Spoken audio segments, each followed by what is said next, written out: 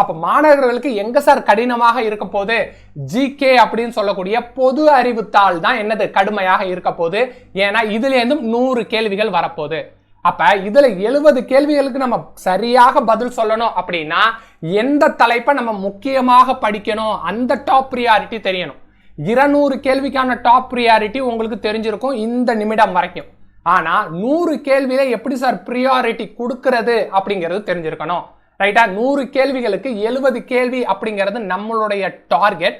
அந்த டார்கெட்ல அந்த தலைப்பு ஈஸியானதாகவும் இருக்கணும், தேர்வுக்கு இம்பார்ட்டன்டாகவும் இருக்கணும், டிஎன்பிஎஸ்சி அடிக்கடி கேள்விகள் கேட்ட தலைப்பாகவும் இருக்கணும்.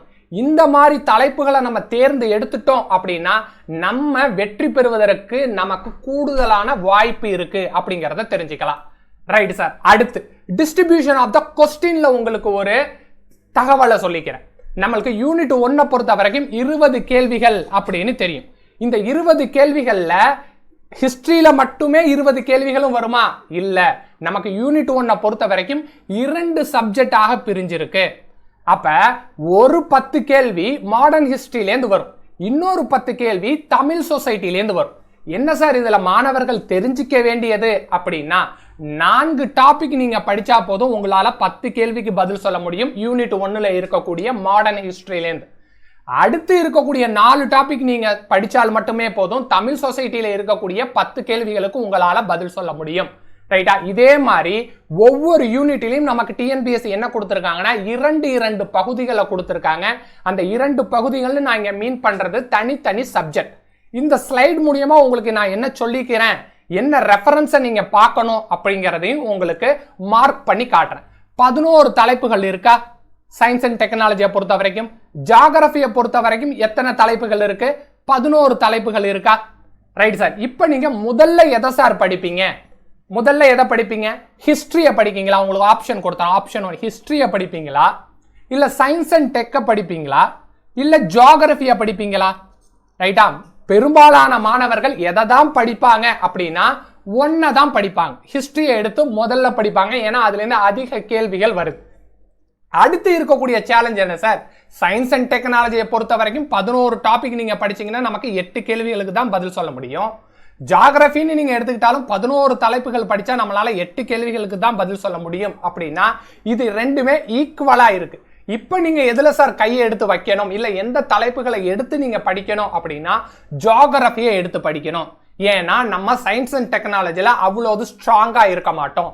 வெறும் 8 கேள்விகளுக்காக நமக்கு தெரியாத 11 தலைப்புகளை படிச்சு தேர்வு எழுதுறதா, இல்ல நமக்கு ஆல்ரெடி நல்ல பரிச்சயமான ஜியோகிராஃபியை எடுத்து நம்ம தேர்வு எழுதுனா 8 கேள்விகளுக்கு பதில் சொல்ல முடியுமா அப்படிங்கறத தெரிஞ்சுக்கங்க.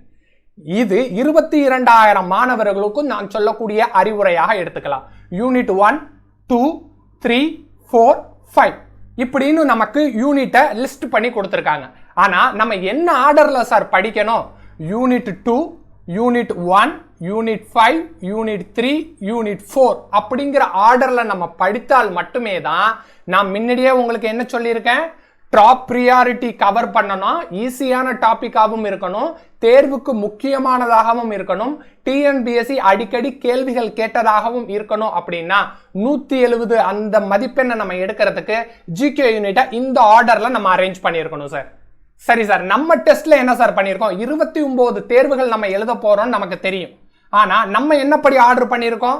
உங்கள்கிட்ட என்ன வாக்குறுதி கொடுத்தனோ, உங்களுக்கு என்ன சயின்டிபிக் மெத்தடை நான் சொல்லி கொடுத்தனோ, முதல்ல யூனிட் 2 எடுத்துக்கிட்டேன், அடுத்தது 1 எடுத்திருக்கேன், 5 எடுத்திருக்கேன், 3 எடுத்திருக்கேன், 4 எடுத்திருக்கேன். நான் ஏதாச்சும் ஒரு தலைப்புல இருந்து தேர்வு இல்லாம விட்டுருக்கனா, இந்த தலைப்பை நீங்க படிக்கவே வேணாம் அப்படின்னு நான் எதையாச்சும் ஒதுக்கி இருக்கனா அப்படின்னு பார்த்தா எந்த ஒரு டாபிக்கையுமே நான் ஒதுக்கி இருக்க மாட்டேன்.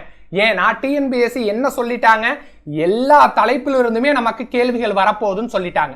அப்ப என்னுடைய டார்கெட் என்ன சார் அப்படின்னா, நான் எடுத்திருக்கக்கூடிய தலைப்பு மாணவர்களுக்கு எளிதாகவும் இருக்கணும், தேர்வுக்கு முக்கியமானதாகவும் இருக்கணும், டிஎன்பிஎஸ்சில இருந்து கேள்விகள் அடிக்கடி கேட்கக்கூடிய தலைப்புகளாகவும் இருக்கணும். அப்ப நான் என்ன சார் பண்ணியிருக்கேன், முதல் 21 நாட்கள்லயே உங்களால 50 கேள்விகளுக்கு மேல பதில் சொல்ற அளவுக்கு உங்களுக்கு பயிற்சியை கொடுத்துருவேன். ஏன்னா பாலிட்டியை பொறுத்த வரைக்கும் நமக்கு 6 டாபிக் படிக்க போறோம், 15 கேள்விகளுக்கு பதில் சொல்ல போறோம். அட்மினிஸ்ட்ரேஷனை பொறுத்த வரைக்கும் நம்ம 6 டாபிக் படிக்க போறோம், 15 கேள்விகளுக்கு பதில் சொல்ல போறோம். மாடர்ன் ஹிஸ்டரி, தமிழ் சொசைட்டி அப்படின்னு பார்த்துக்கிட்டீங்கன்னா 4 டாபிக் நீங்க படித்தாலே போதும், உங்களால 10 கேள்விகளுக்கு பதில் சொல்ல முடியும். இந்த ஜியோகிராஃபி அப்படிங்கிற 8 கேள்விகளுக்கு நான் இங்க கொடுத்திருக்கக்கூடிய டெஸ்ட் அப்படின்னு பாத்தீங்கன்னா மொத்தம் 6 டெஸ்ட் கொடுத்திருப்பேன். இந்த 6 டெஸ்ட்ல சில தலைப்புகள் எப்படி சார் இருக்கு அப்படின்னா யூனிட் 4ல இருக்கக்கூடிய தலைப்புகளையும் அது உள்ளடக்கி இருக்கு. Right sir. சயின்ஸை பொறுத்த வரைக்கும் நான் என்ன பண்ணிடல, ஒரே தடியாக அதை ஒதுக்கி விடவில்லை. 23வது டெஸ்ட்ல உங்களுக்கு என்ன சார் கொடுக்க போறேன் அப்படின்னா சயின்ஸ் அண்ட் டெக்னாலஜின்னு கொடுக்க போறேன். இதுல இருந்து கண்டிப்பாக டிஎன்பிஎஸ்சி ஒரு கேள்வி கேட்டே ஆக வேண்டும். ஏன்னா நம்ம எடுத்திருக்கக்கூடிய தலைப்பு என்ன சார், அந்த மாதிரியான தலைப்பு. அப்ப நம்ம பாலிட்டி படிக்கிறோம், அட்மினிஸ்ட்ரேஷன் படிக்கிறோம் அப்படிங்கிற காரணத்தினால நம்ம சயின்ஸ் அண்ட் டெக்கையும் என்ன பண்ணிட்டு போக போறது இல்லை, விட்டுட்டு போக போறது இல்லை. ரைட். நம்ம என்ன பண்ணலாம், யூனிட் 3 சயின்ஸ் அண்ட் டெக் அப்படிங்கிறது என்னவா சார் இருக்கும், பெரும்பாலான மாணவர்களுக்கு கடினமாக இருக்கும். நம்மளுடைய இன்ஸ்டிடியூட்ல இருந்து லாஸ்ட் இயர் வெற்றி பெற்றவங்கள உங்க கண் முன்னாடி நிப்பாட்டியிருக்க இவங்க எல்லாருமே எதை சார் ஃபாலோ பண்ணாங்க அப்படின்னா 100% அறிவியல் முறையிலான தேர்வை ஃபாலோ பண்ணாங்க. இப்ப நம்ம என்ன செஞ்சிடலாம், 23வது நாள்ல எடுத்து வைக்க போறோம். ஏன்னா 23வது நாள் உங்களுக்கு என்ன சார் வரப்போகுது, எல்லா மாணவர்களுக்கும் கடினம்னு சொல்லிக்கிட்டு இருக்கக்கூடிய சயின்ஸ் அண்ட் டெக் உங்களுக்கு வரப்போகுது. 23வது நாள் எடுக்கிறேன். என்ன தலைப்பு சார் நான் உங்களுக்கு கொடுத்துருக்கேன், சயின்டிஸ்ட் ஃப்ரம் தமிழ்நாடு. இந்த சயின்டிஸ்ட் ஃப்ரம் தமிழ்நாடு அப்படிங்கிற ஒரு தலைப்புல இருந்து டிஎன்பிஎஸ்சி கேள்விகளை கேட்காம போயிட முடியுமா? இதுல இருந்து நான் அடித்து சொல்கிறேன், 2 கேள்விகள் வரும். இந்த 2 கேள்விகளுக்கு பதில் சொல்றதுக்கு நீங்க எத்தனை பக்கங்கள் சார் படிக்கிற மாதிரி இருக்கும் அப்படின்னா வெறும் 6 பக்கங்கள் படித்தால் மட்டுமே போதும். ரைட்டா? 6 பக்கங்கள்னு என்னது சார், உங்களால எளிமையாக படித்திட முடியும். 6 பக்கங்கள்ல நம்ம எத்தனை சயின்டிஸ்ட் சார் நம்மள்ட்ட இருக்காங்க, ஸ்கூல் புக் ஃபுல்லையும் நம்ம அனலைஸ் பண்ணிட்டோம்.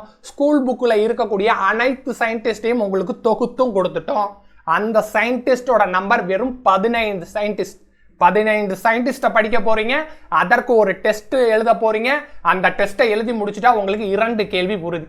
இப்படி எளிமையாக என்ன பண்ணியிருக்கோம் அப்படின்னா மாணவர்களுக்கு கடினமான தலைப்பையும் படிக்கிற வகையில உங்களுக்கு கொடுத்துட்டோம்.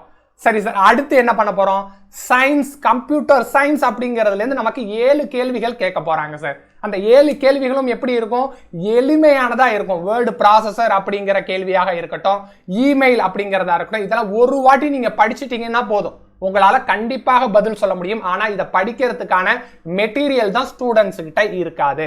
அப்ப 29 நாட்கள் மார்க் டெஸ்டையும் சேர்த்து 30 நாட்கள் சார். இந்த 30 நாட்கள்ல நம்ம என்ன சார் பண்ண போறோம், 26வது நாள் நீங்க ரிவிஷனை ஆரம்பிச்சிருந்திருப்பீங்க.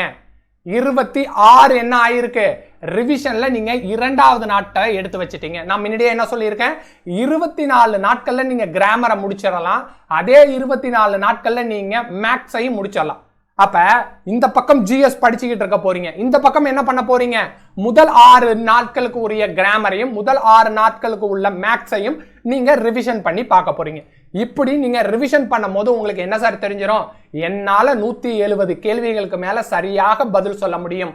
இந்த ஃபுல் மார்க் டெஸ்ட்ல 200க்கு நீங்க என்ன மார்க் எடுப்பீங்க அப்படின்னா 165 கேள்விகள் உறுதியாக நீங்க எடுத்துட முடியும்.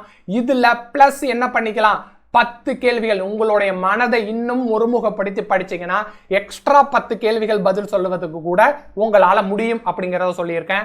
நம்மளுடைய பேட்ச்ல நீங்க ஜாயின் பண்ணணும் அப்படின்னா டெலகிராமோட லிங்கை நான் டிஸ்கிரிப்ஷன்லையும் கமெண்ட் பாக்ஸ்லையும் கொடுத்துருக்கேன். அதை கிளிக் பண்ணி நீங்க ஜாயின் பண்ணிக்கலாம். Wish you all the best. Thank you to all.